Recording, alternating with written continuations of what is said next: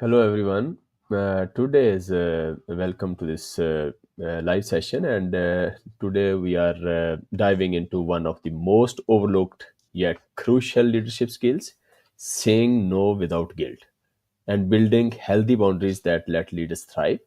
And here, our guest is Maria, who is the former retail leader turned psychologist and a coach who empowers professionals to stop people pleasing and a true advocate for compassionate confidence.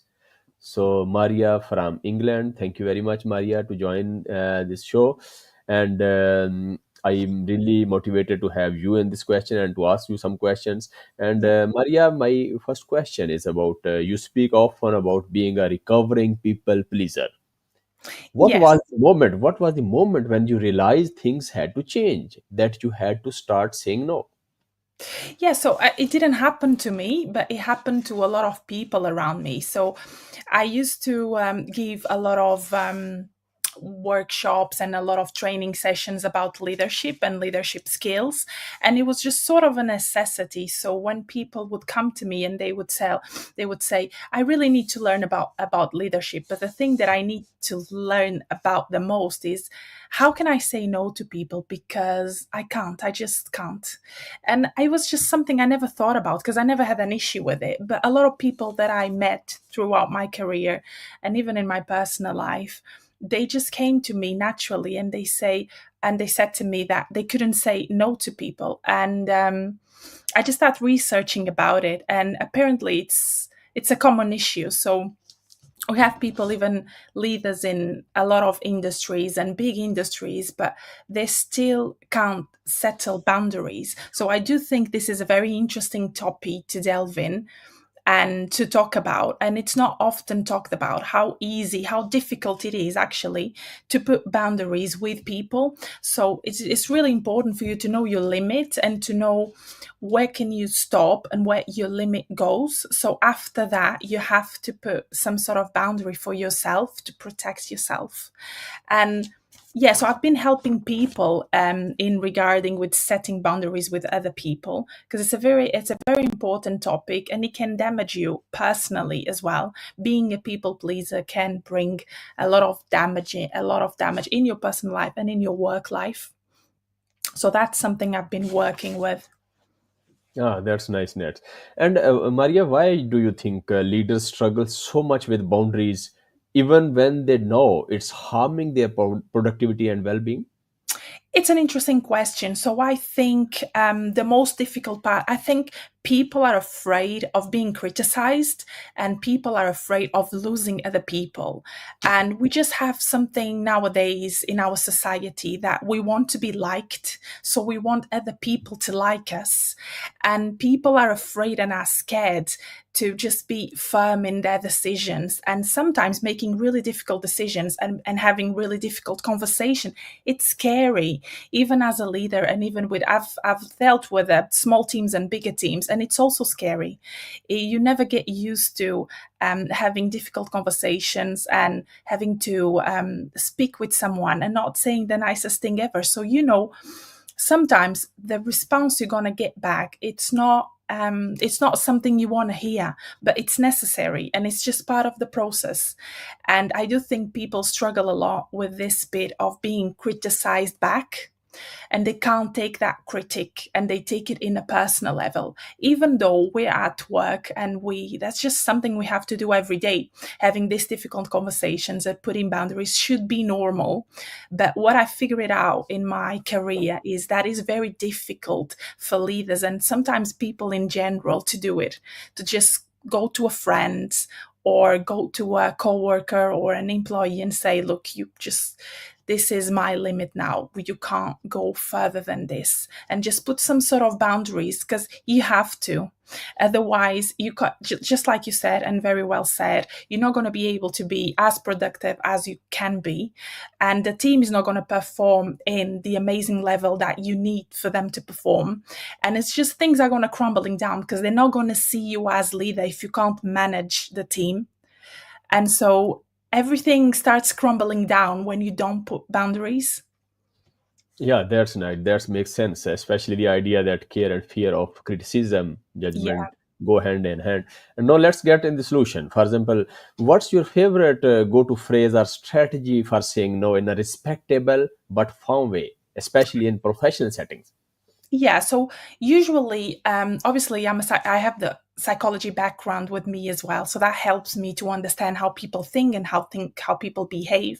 So a lot of times when people struggle with put boundaries and strong boundaries in their lives, it's because they also lack confidence. So they lack confidence in themselves, in their skills, in what they know as a leader. So usually the first thing I always say my clients to do is we have to figure it out what your strengths are and what your limitations are, because you have to know both so you can leverage those. So, what you're really good at and what you're not so great at, so we can work on those. And obviously, in all leadership, there's a lot of internal work. So, you have to work on yourself, in your confidence, in how you communicate, in how you come across. So, there's a lot of internal work for you to be the leader you want to be and being able to do the things you want to do. There's a lot of work behind that people don't see. And sometimes leaders think, or people in the industry think, this work is not necessary, but it is. Because if you're not in a good place physically and mentally, you can't perform your work in the level that you need to perform. And God knows everyone that's been in multinationals like me and other companies that you have so much pressure, and if you don't have this state of mind, this mindset, this clarity, this confidence, it's so easy for you to come crashing down in all levels. And you're just not going to get there, and you're going to destroy yourself in the process. So it's really important to first step boundaries, obviously, but before that we have to work on your confidence, and we have to work on where you are at this moment in your life, what is lacking, and what are you scared of, that's what I call the blockbusters, the things that are stopping you from your success. And then obviously when we work on these things, and when you become someone that you're really proud of, and obviously building all these little things, then you can obviously come to work and do these things and put boundaries, start working in your communication skills. But it's definitely a process. It's definitely a process. We have to start working in your personal skills first, and then in your work skills after, because they are connected. Even though people can't see it, they are definitely very connected. So that's my first thing. The first thing, it's definitely an internal work. So it's definitely sit down with yourself and find out where your blockbusters are. What are the things that are stopping you from your greatness? What are the things that are stopping you right now? It could be productivity. Maybe you lack productivity. Maybe you procrastinate a lot. Maybe you don't have confidence in yourself. Maybe you can't communicate in the best way, or you get really flustered and you can't, and you get angry at work, and obviously that comes across to other people, and you can't have an effective communication. Maybe it's your personal life that it's a mess and you have to sort it out. So you have to obviously be in a state of mind and in a position before you can lead your team and before you can have a successful career and implement all these boundaries and all of this stuff. You have to be okay with yourself, if that makes sense, and you have to do this work beforehand.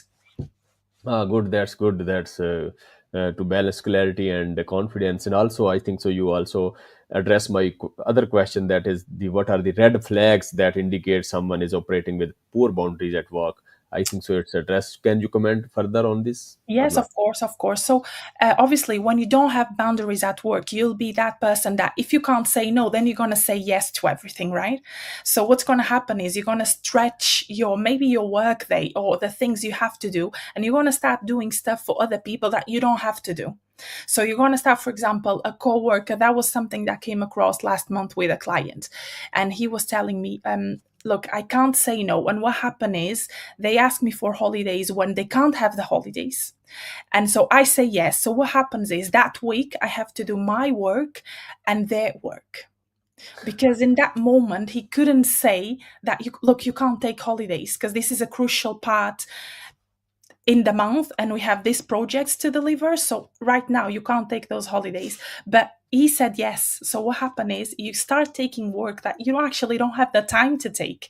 And you start getting more and more workload, and obviously you're getting frustrated, you're getting angry, you're getting burnout, and you're getting all of those things that you're extremely tired, extremely irritable, and you can't be productive as well because it's not possible to manage that many workload that you're not supposed to be doing in the first place. So that goes for everything. It could be a big thing like this, it could be small things as well. It could be like someone, for example, not so in terms of, for example, absence, someone that it's constantly absent, or it doesn't have the best timekeeping, and let's say you have 8 hours workday, but that specifically employee always comes half an hour late, always goes half an hour early, and you just can't say something because you're scared to approach the conversation, or you don't know how to approach the conversation. So what happens is, obviously you're going to have again another productivity issue. And when so things, when they don't get sorted, they usually go in the snowball effect. So it's not going to get any better until you actually address it. It's not going to get any better. And I think that's the part and the problem as well. So when things go really bad is when people usually come to me and they say, look, this is what's been happening. And what I find is there's a lot of things that's been happening along the time that they haven't intervened in the right time, at the right time. So now it's a mess, isn't it? So now it's a big thing, and obviously they start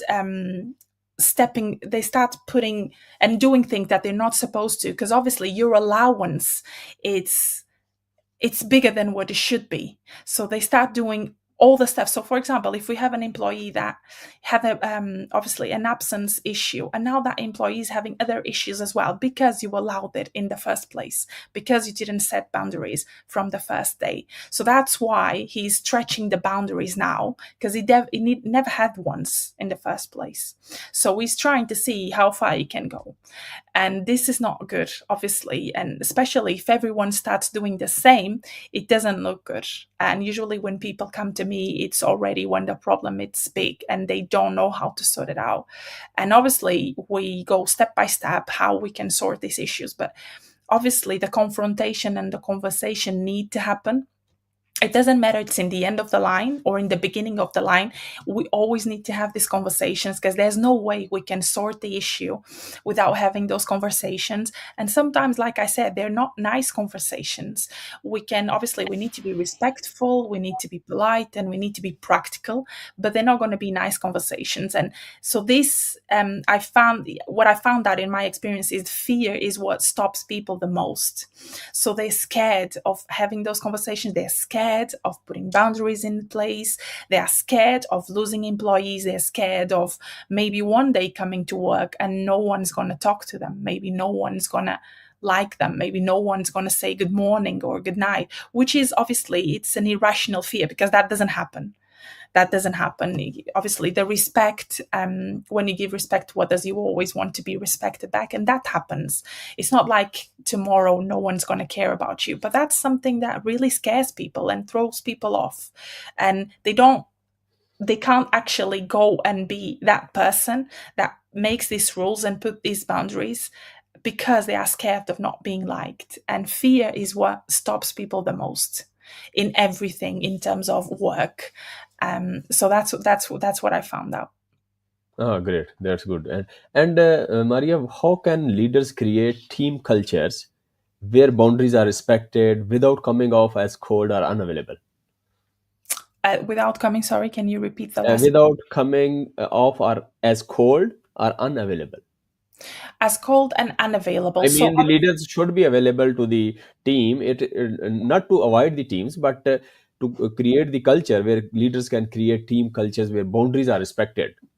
But yeah, still, leaders are in contact with the teams and they are frequently meeting with them. Something like that. yeah. So in terms of leadership, obviously, research tells us that the most connected teams are the ones that are actually more productive. And there's recent research papers that talk about compassionate leadership and caring for your team is actually the best way to reach high productivity levels. So it's been proved that we being available for our team members, and creating a culture of respect, of caring, of compassionate understanding on the other side, and having obviously a neutral point of view and always trying to understand their point of view and giving them a voice, increases productivity and increases, obviously it boosts companies. Why? Because people come with more ideas. They're not afraid to speak up, so they're going to come with obviously solutions for things you didn't have solutions for. So this causes a brainstorm and of ideas and innovation and productivity, which obviously it's the bubble everyone wants to be in.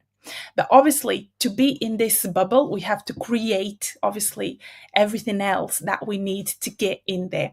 So the first things first, we need to find out what's not working. And usually, when it comes to culture, we don't always have to talk with the leaders, we also have to talk with the teams. So we have to find out, in terms of the leaders or the team manager point of view, what's not working, and we have to hear the other side of the balance and asking them what is not working. And that is something that doesn't happen in all companies, but it's really important to give once a year or twice a year, the chance to your team, and ask them what do they think it's not working in the company and how can we make it better. So giving them the chance to voice their opinions and to actually act upon the things they picked upon. That's really important, because that's gonna create respect. And then obviously we also know with research that a respected leader and a respected company are often brings loyalty. And what happens is sometimes people have offers from different companies in different places, and they choose to stay with you. They choose to stay in this company. Why? Because we've gained that loyalty, that respect, that productivity. So that's why cultures are really important in companies. So just going back to your question about how can we create and how can we maintain a team that they feel like they've been listened to, they are listened without any restraints. We need to connect with the team. And obviously, usually when I say connect with the team, it's not just in a superficial levels. So one-to-one meetings and performance reviews are really important. So sometimes when I say we have to do a performance review every month, and they're like, I ain't got no time to do a performance review every month. Well, you have to find the time. Because why? Obviously, all the projects and all the time restraints we have are really important, and we have deadlines. I do know that, but I also know one-to-one meetings with your team are also important. And who is working towards those goals are actually your team is working for them. So you have to take the time for your team as well. So again, everything is about mindset and priority. So when you understand that working towards a project is as important as working with your team, then you start creating space and time for both. So again, great cultures and well-being is a big thing now in companies in UK and around the world, and we have to make sure that people are happy in the company. So we have great companies. I'm thinking about, they're actually putting jacuzzis in the companies, they are putting ice baths in the company, they are putting tennis courts in the company, they are making pizza days. So everything now, it's about health and well-being in the company. So I think now more than before, we are realizing that we are putting people 40 hours in our company. It's basically they are spending the whole life with us. What can we do for them? And again, it's this principle always have to be in our head. What can we do for them? Because they're obviously spending 40 hours of their day working for us. And so it's a circle. When we actually giving out them and we're listening, when we're doing these performance reviews, we're listening to people. When we're giving them perks and things that they really want, for example, we give them discounts or we're giving them a good health insurance, again, that's really good for us.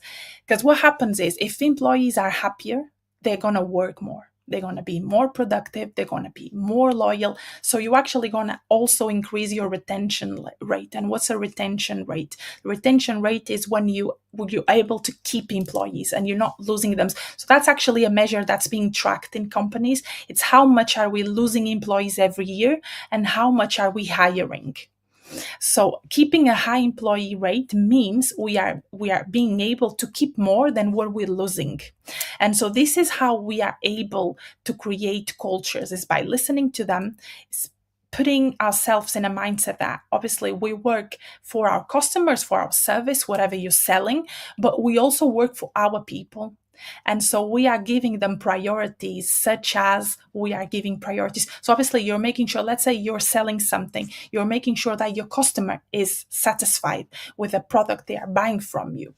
Okay. But you also need to make sure that your employees are satisfied with the work environment you're providing for them.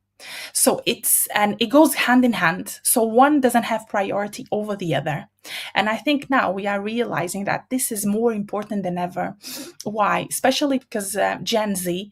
So Gen Z, it's showing us, the new generation, Gen Z, Gen Alpha, they are showing us that they are prioritizing mental health and well-being over money. And this is actually the first time in history that's been happening. So people, if they don't feel they are respected in the workplace, if they don't feel that they are productive, if they don't feel they are working towards something that is valuable, they leave. Not because of the money they're getting, not because of the hours, but because they don't feel that they are being part of something. So, this sense of community, the sense of respect, the sense of working towards a goal, it's really important in a nowadays society, because we can find work anywhere. We can find work online, we can find work. So, nowadays, there's plenty of work. People don't stay because of a higher salary. There's actually loads of people that leave companies, they go in a lower salary, but they have a better mental health life balance in terms of work. They have better benefits, they feel better at work, and they are prioritizing these things. So we have to look at those things to prioritize in every company as well. Oh, great, great, Maria. Inspiring and beautiful. It's retention rate that's the main problem, and you address this issue as well. And also the compassionate leadership, and also to connecting with the team in an effective way. That's inspiring. And Maria, what's been the most fulfilling change in your life since you started setting clear boundaries professionally and personally? So I think it's a really interesting question. So I feel like in my life, what I've been most proud of is developing people. So when you actually taking time, like I said in the beginning, to do these one-to-one meetings, and for the one-to-one meetings, I have so I created a sort of review and sort of points that I go through. So I always make sure people are happy professionally. So the PPF, professionally, personally, financially. So these are the three things we go through every month in the performance, and they don't have to be long. They can be half an hour over a coffee, and so you just need to take the time to have those with your team, with all of your team, yes, with everyone separately, yes. Okay, because everyone deserves their space. And so what I found that it's most rewarding when you set boundaries is you actually being really strict with your boundaries. So let's say, for example, in my team, obviously now I'm full time in my company, but when I was in my last operational level, people know that I don't like lateness. So I don't like people coming late. And that's on me. So that's my boundary. So everyone will always keeping their time. But for example, I don't mind people leaving early. I think when you have this higher productive environment and they work so much, and sometimes they don't have their lunch breaks, sometimes they don't have their little breaks, sometimes they don't go for a coffee, they're so focused. So that's my perk for the team. If you want to go home early, half an hour early, 1 hour early, I don't mind, because I trust that you're going to deliver until the end of the week. So that's me, that's my boundary, which is different from every leader. Every team leader will have different ones. And so what is important is your team needs to work with your boundaries. So you need to make sure they know what your boundaries are. So that means the things you accept and the things you don't accept. Okay, so I'm very flexible with things that other people may not be flexible with, and I'm not flexible with things that maybe other people are flexible with, and that's fine, because we are also individuals and we have our differences, and that's fine. We just need to make sure other people know what that is, so they know what they can do, what they can't do. So, in regarding with this, when you have your boundaries in place, you create a functional system. Okay, so you don't have as many problems anymore. because you create a sustainable system where, and I was able to create a system that was so sustainable that they had minimal interaction with me, not because they wanted, but because they didn't need me. So it was sustainable in itself. There wasn't that many issues for me to solve. There wasn't that many issues that I needed to interact with. So they knew what they had to do when certain issues would come across. Whereas in other parts of our business, we would see leaders always had to intervene because people weren't trained enough, they didn't know enough. Obviously, not their fault, but they weren't giving the chance. They were not given the chance to have enough training or to spend a lot of time in things that they had to do. Whereas that was things that were important to me as a leader. I needed to create a sustainable team, so I would make sure I was able to do my work on time and go home. Otherwise, I will always have to support and I will always have to be there. So this is all to say that I've created a sustainable team and I've put boundaries in place, and that allowed me to have a great relationship with my team.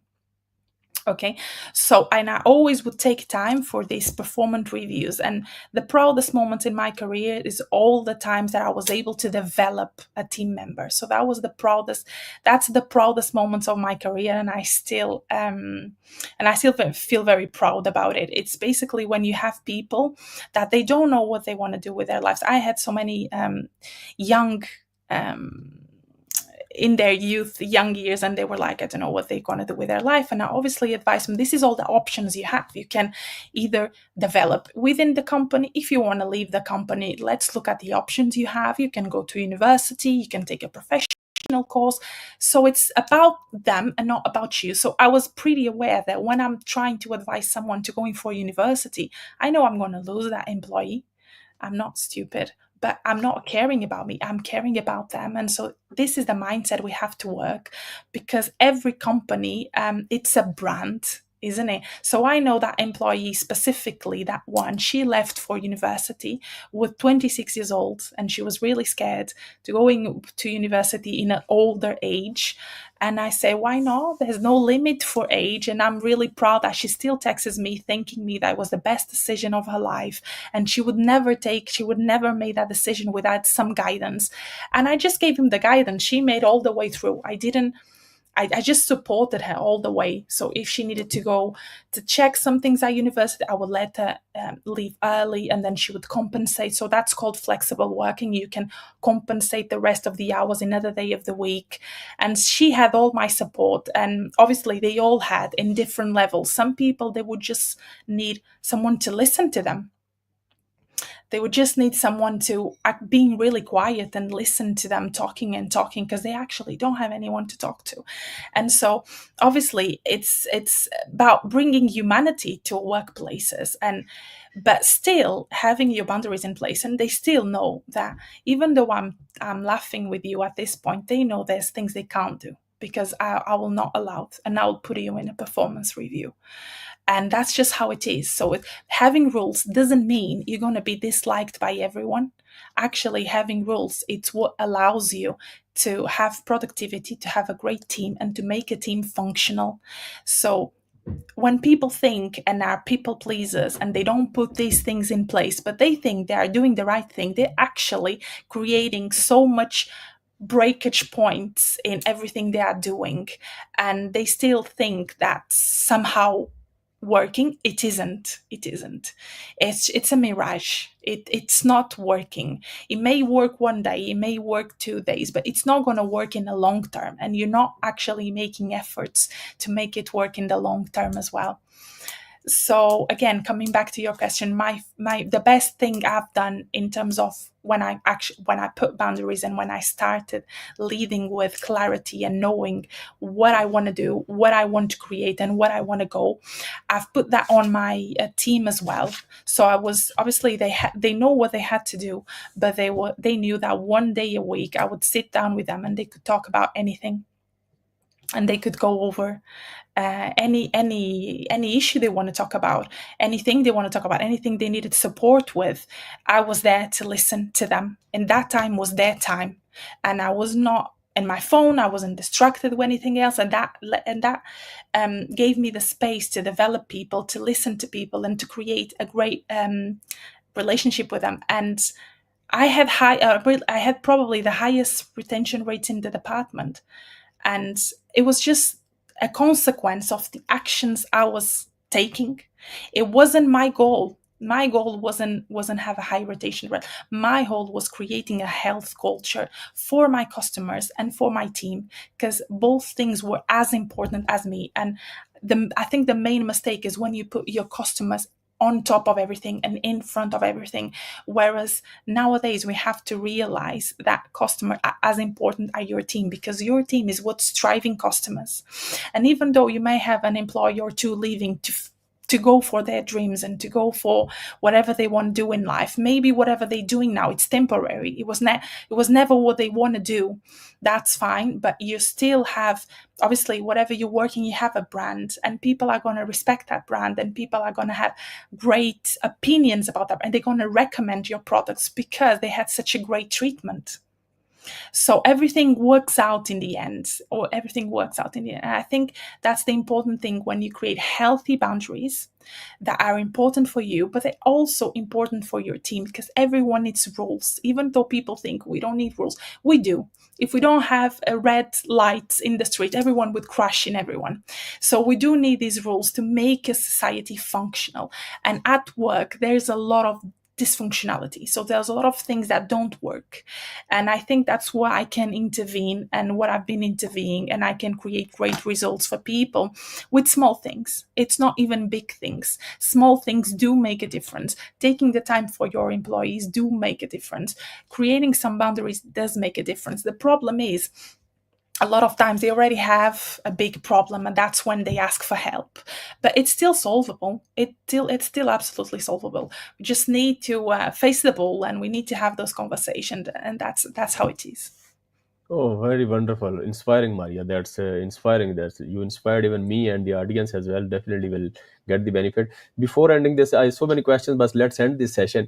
It's very productive, and any advice for the audience, just from you, just from the as a ending session, just the words, because I really inspired by your wording and your motivation, and I really, you can say I cannot express in words something like that. Your inspiration, I can feel right now.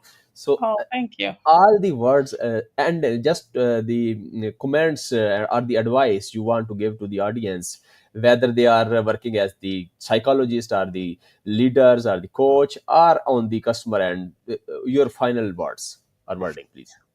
I think obviously if you're struggling with any of the issues, I just the main thing I would say for you to do, and I say this in my paid session, so I'm going to give it out for free, is basically to find out what's not working, either in your personal life or in your professional life. Just do it old school. Grab a piece of paper, just divide it in two columns: what's working, what's not working.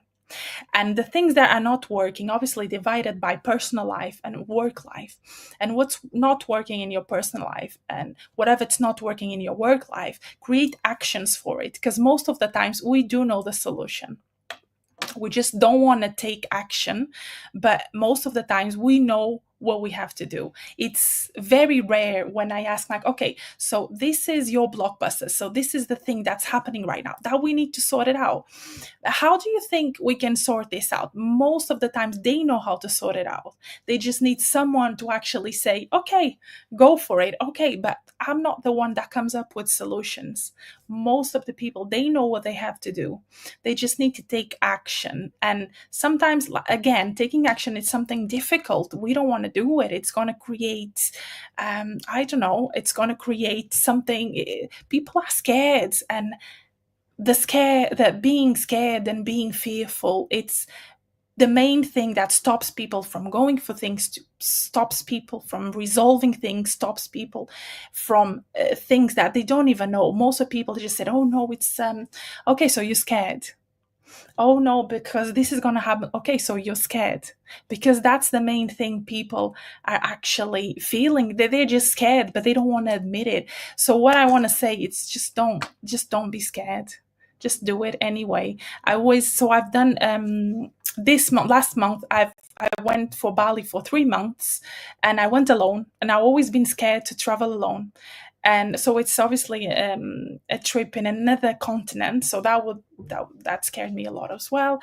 I did it anyway, and it was probably the most grateful experience of my life. So the things that are difficult to do, they are not it doesn't mean that you don't have to do them, or it doesn't mean that you don't have the abilities to do them. So don't let difficult things and fear stopping you, because they don't meant to stop you.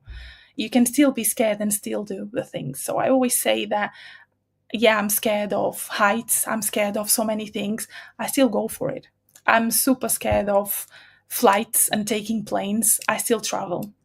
I don't think fears are meant to stop you. I think fears are meant to grow your skills, develop you as a person.